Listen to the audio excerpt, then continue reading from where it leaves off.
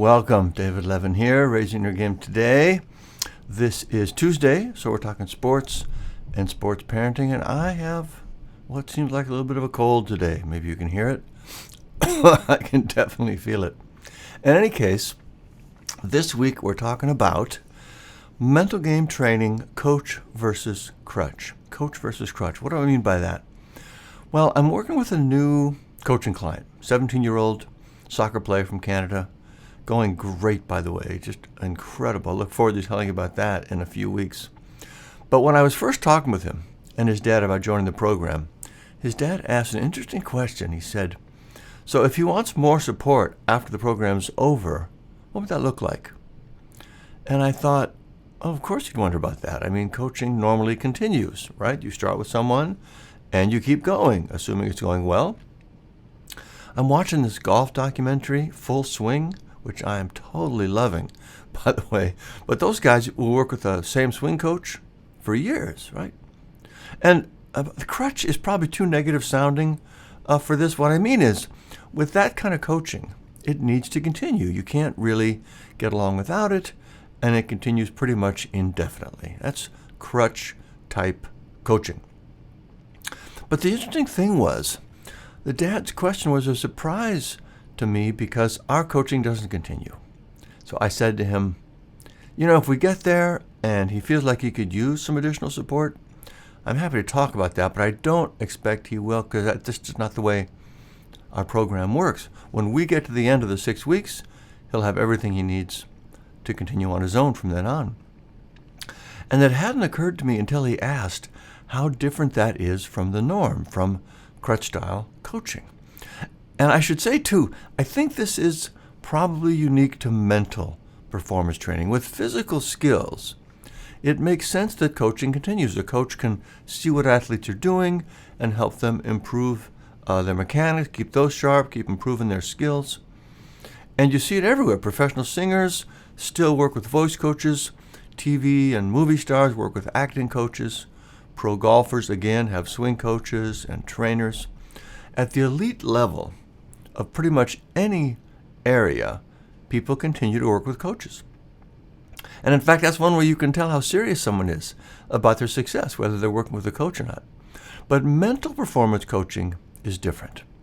For one thing, as a coach, you can't see what the athlete's doing, right? You can see some of the effects of their mental game, but you can't actually observe their techniques. So there's not that much to coach them on at a practical level. But the bigger thing is, most mental game coaching is not actually coaching as we normally think of it, because it's not based on the mechanics of their mental game. They're not looking at what players are doing and telling them how to do things better. They're just telling them to do it.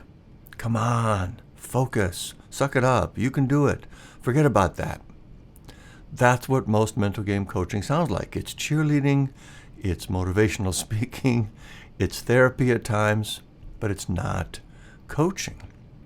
And so what you see is an athlete starts working with a mental performance coach, and there's no end to it. Every situation needs a new visualization. Every new struggle needs more coaching and conversation. The coach has that crutch coaching approach. And again, I'm not saying those things can't be helpful.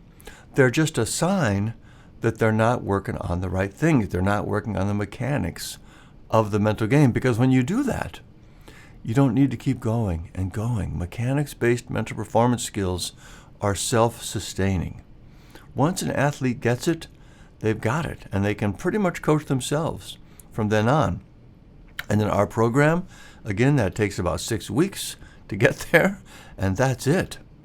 So, I see pictures of famous performance coaches on the sidelines at big events, and I think that'd probably be fun to be there. But the truth is, I don't want to be there. I don't want my athletes to need me there. I really don't. If they feel like they need me all the time, I'm doing something wrong. I really believe that. Now, might someone reasonably want to check in now and then? Sure. Might something come up in their lives that calls for another conversation? Of course. I'm also not saying that the problems don't keep coming up, because they absolutely will. Every day, just like they always have.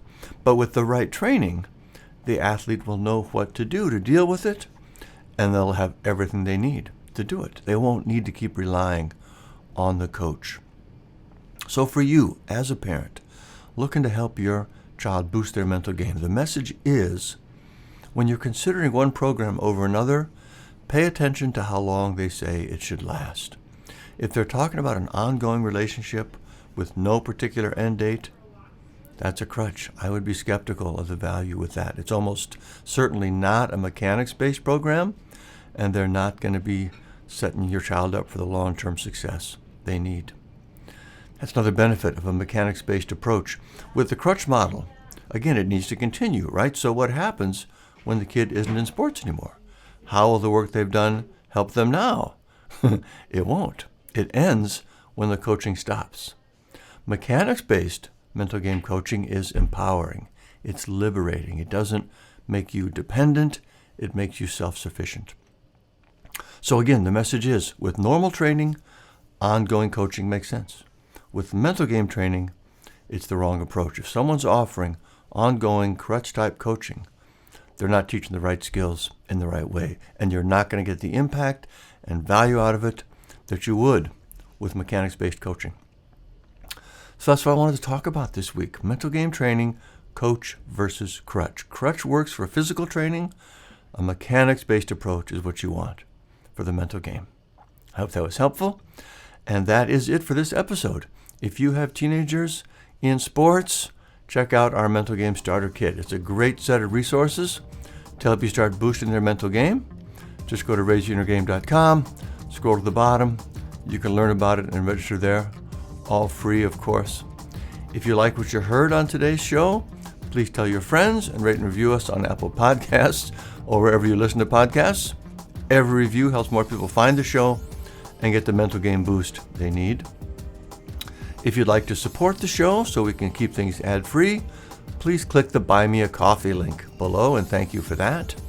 Also, if you're listening to the audio podcast and you like video, we post all our episodes on YouTube as well. There's a link to that in the show notes. And finally, we'll close with Steve Prefontaine, the legendary long-distance runner, and his quote from the end of the Raise Your Inner Game book: "To give anything less than your best is to sacrifice your gift." To give anything less than your best is to sacrifice your gift. That's what we're doing. We're working to be our best and help our kids be their best, both on the field and off. So keep up the good work, and we'll see you next time.